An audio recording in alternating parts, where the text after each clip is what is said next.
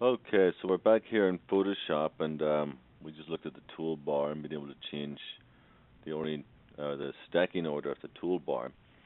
Now we want to look over at the left-hand side over here, and we've got what are known as the palettes.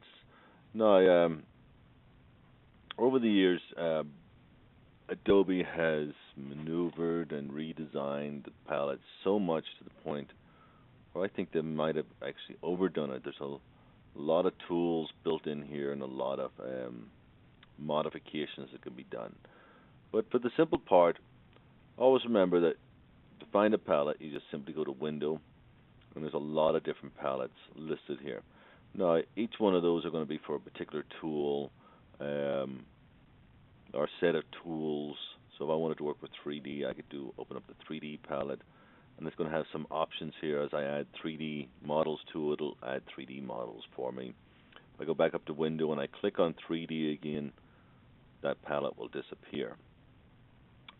Now let's go ahead and we'll make sure that we've got essential palettes working.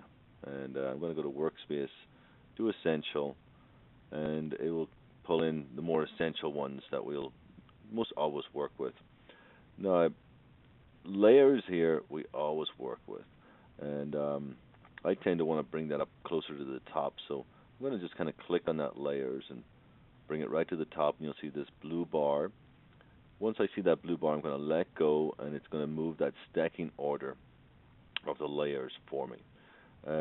That's just a nice way to be able to move those around a little bit.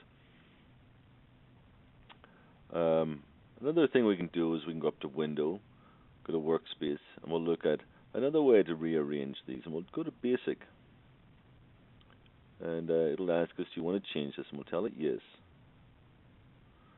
Now, Basic is for the more experienced user that has got familiar with these little icons and what they represent. And if I just roll over them, you'll notice that the name of that icon will appear. It might just take a little second. Depending on the speed of your computer, it might take a little longer. But we've got adjustments, we've got styles, swatches, colors. There's a whole array of them there. Now, for anybody that doesn't remember what those are, and sometimes I even forget myself, you can go right here along the edge of the palette, and you'll notice this little double arrow will appear. Now, if I click my mouse and I just kind of drag, those palettes all will get a little bigger, and the name of them will appear to the side.